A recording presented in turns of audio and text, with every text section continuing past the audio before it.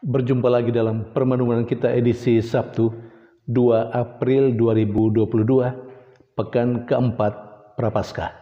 Bacaan-bacaan liturgi hari ini, bacaan yang pertama dari kitab Nubuat Yeremia bab 11 ayat 18 sampai 20 dan bacaan Injil dari Injil Yohanes bab 7 ayat 40 sampai 53.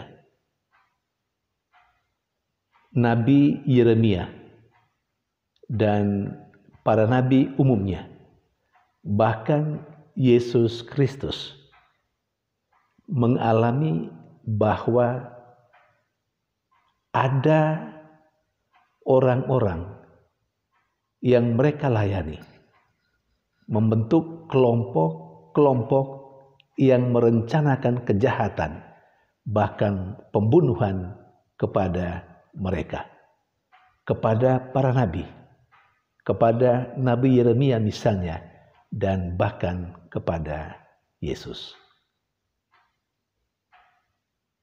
Nabi Yeremia dalam bacaan pertama hari ini mengungkapkan bahwa sesungguhnya dia sendiri tidak tahu kalau ada kesepakatan jahat dari orang-orang yang dia layani terhadapnya.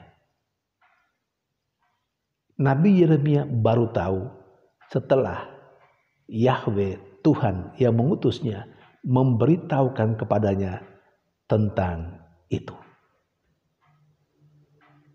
Saudari dan saudara yang terkasih, demikian juga yang terjadi dengan Yesus.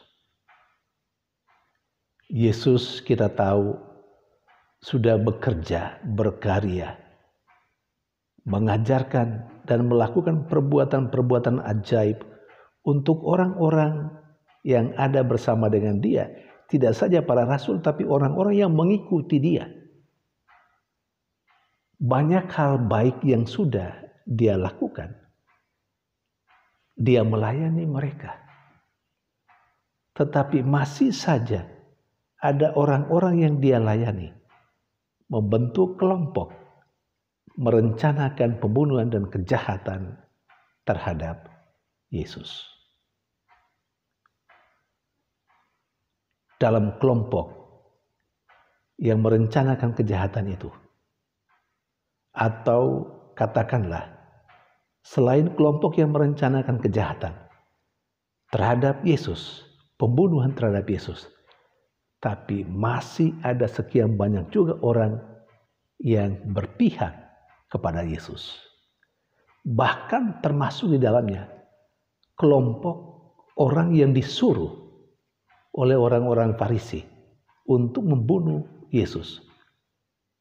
Mereka akhirnya tidak bisa membawa Yesus, lebih lagi juga tidak bisa membunuh, karena mereka terkagum-kagum pada cara mengajar Yesus, pada apa yang disampaikan oleh Yesus. Karena itu, sebagaimana yang diceritakan dalam bacaan Injil hari ini, ketika orang-orang Farisi, kelompok yang berpolemik dengan Yesus, yang menginginkan kematian Yesus, yang ingin membunuh Yesus, bertanya kepada kelompok orang yang diberi kepercayaan untuk membawa Yesus, untuk menangkap Yesus. Mereka bertanya, kenapa kamu tidak membawa dia? Kelompok yang ditugaskan untuk menangkap dan membunuh Yesus berkata, tidak ada seorang pun di dunia ini yang berkata-kata seperti dia, seperti Yesus. Mereka mengagumi pengajaran Yesus dan kata-kata yang keluar dari mulut Yesus, sehingga mereka tercengang, merasa kagum, dan akhirnya mereka tidak menangkap dan membawa Yesus. Pasti hemat saya, mereka berpikir juga, bagaimana orang yang sebegitu baiknya disuruh untuk ditangkap dan dibunuh. Maka mereka kembali kepada orang Farisi dan tidak membawa Yesus bagaimana yang ditugaskan oleh Farisi kepada mereka. Selain itu, ada dalam kalangan orang Farisi yang disebut atau yang bernama Nikodemus juga menegaskan bahwa bagaimana bisa menangkap orang dan membunuhnya tanpa mendengarkan, tanpa tahu apa yang dilakukannya. Saudari dan saudara yang terkasih, pengalaman para nabi pada umumnya dan Nabi Yeremia seperti yang diceritakan dalam bacaan pertama hari ini, dan pengalaman Yesus bahwa ada kelompok orang yang selalu ada bersama dengan Yesus dan para nabi, termasuk Nabi Yeremia. Ada kelompok-kelompok orang yang dilayani oleh mereka, tapi toh ada sebagian dari mereka yang ternyata bermain kotor, merencanakan kejahatan dan pembunuhan terhadap nabi, terhadap Yesus. Kita diingatkan melalui kedua bacaan liturgi hari ini bahwa dalam persekutuan, dalam komunitas, dalam kelompok apa saja, orang-orang yang kelihatan berada bersama kita belum tentu berpihak pada kita. Itu yang pertama. Dari kedua bacaan liturgi kita diingatkan akan hal itu. Yang kedua, yang bertentangan dan yang bersepakat jahat untuk menghancurkan hidup kita, itu tidak datang dari luar sana, tapi justru datang dari orang-orang yang mungkin kita layani, datang dari orang-orang yang ada bersama dengan kita, yang setiap hari hidup bersama dengan kita. Saya melalui permenungan ini tidak mengajarkan atau tidak mengatakan bahwa kita perlu berpikir negatif tentang orang-orang yang ada di sekitar kita. Saya tidak bermaksud itu.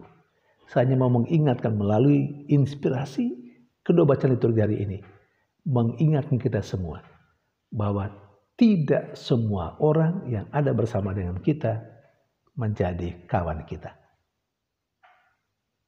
Ada orang yang bisa bermaksud dan berpikir jahat terhadap kita. Kita disadarkan bahwa ada orang yang seperti itu. Karena itu kita diminta untuk berhati-hati, untuk tetap waspada. Saudari dan saudara yang terkasih, semoga kita tidak menjadi kelompok sebagaimana kelompok yang melawan Nabi atau kelompok yang merencanakan kejahatan dan pembunuhan kepada Yesus. Kita kiranya tidak menjadi